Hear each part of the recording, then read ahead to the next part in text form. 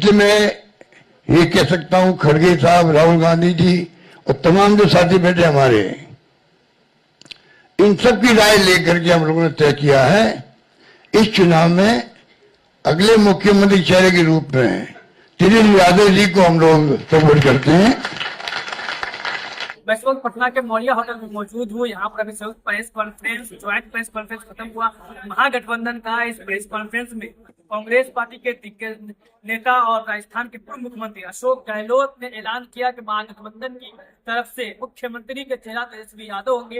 ये बात पहले से तय थी कि तेजस्वी यादव ही मुख्यमंत्री होंगे, लेकिन मुख्तलिफ रीजंस की वजह से गठबंधन की पार्टियों की तरफ से उनका नाम नहीं लिया जा रहा था। सस्पेंस बरकरार था, लगातार मीडिया में सवाल किया जा रहा था। आज ये सस्पेंस खत्म हुआ है। तेजस्वी यादव महागठबंधन की तरफ से सीएम फेस के तौर पर डिक्लेयर कर दी है।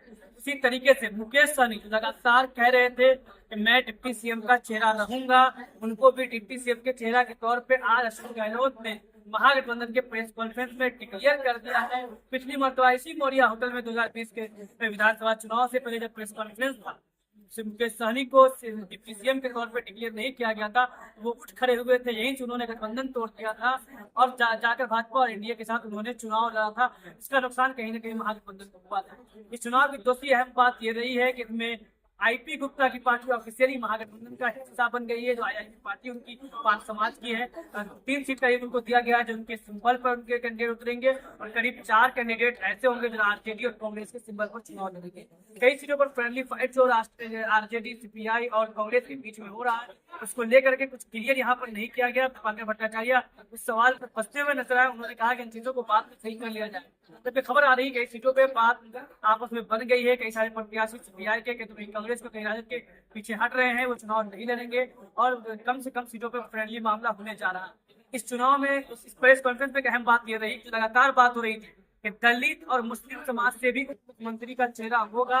इस पर कुछ भी क्लियर नहीं किया गया। अशोक गहलोत ने एक जुमला इस्तेमाल किया कि पिछड़ा समाज से मुकेश सहनी डिप्टी सीएम होंगे, लेकिन साथ ही साथ उन्होंने ये कहा कि दीगर समाज से भी, बिहार में जो दूसरे समाज है उनसे भी उप मुख्यमंत्री होंगे, मगर ये नहीं बताया गया कि वो किस समाज से होंगे। क्या वो दलित समाज से होंगे या मुस्लिम समाज से होंगे या फिर दोनों समाज से एक होंगे। जो चर्चा पहले हो रहा था, इस पर महागठबंधन ने कुछ भी क्लियर नहीं किया, लेकिन ये इशारा दे करके कि और भी समाज से मुख्यमंत्री हो सकते, एक सस्पेंस क्रिएट कर दिया गया है और एक सवाल खड़ा कर दिया है कि क्या दलित और मुस्लिम नाम लेने में भी महागठबंधन को परहेज है, किसी बात का डर है कि कहीं जो उनकी मुखालिफ पार्टियां, मुखालिफ गठबंधन है, वो किसी तरीके का कार्ड खेल जाए। जब पिछड़ा और अति पिछड़ा समाज से नुमाइंदगी खुल करके दी जा सकती है, तो फिर मुस्लिम और दलित समाज से नुमाइंदगी खुलकर क्यों नहीं दी जा सकती है, ये एक बड़ा सवाल खड़ा होता है।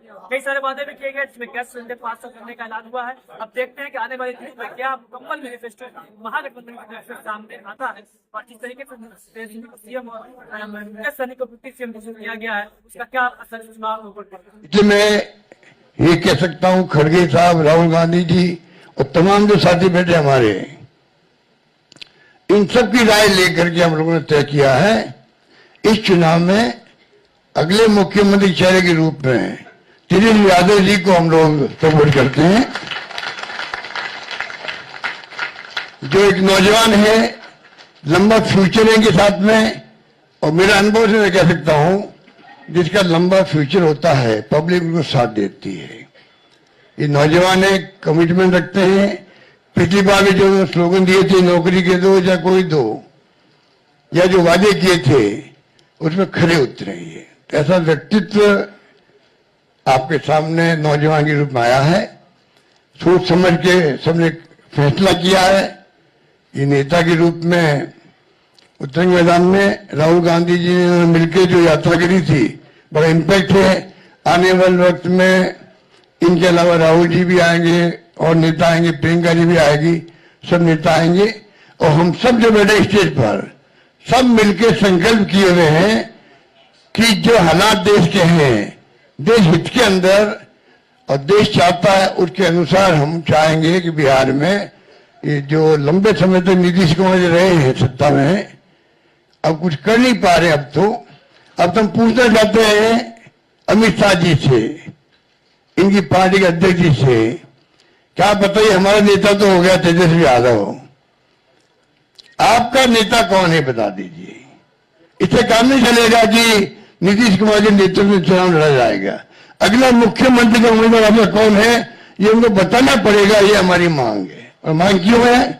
इसलिए है, आपने देखा महाराष्ट्र के अंदर जो शिंदे थे वो मुख्यमंत्री तत्कालीन, इन नेताओं ने कहा शिंदे के लीडरशिप में चुनाव लड़ा जाएगा, मैसेज दिया गया ये मुख्यमंत्री बनेंगे और बाद में मुख्यमंत्री बना दिया और किसी को। यही बात लागू या हो रही है।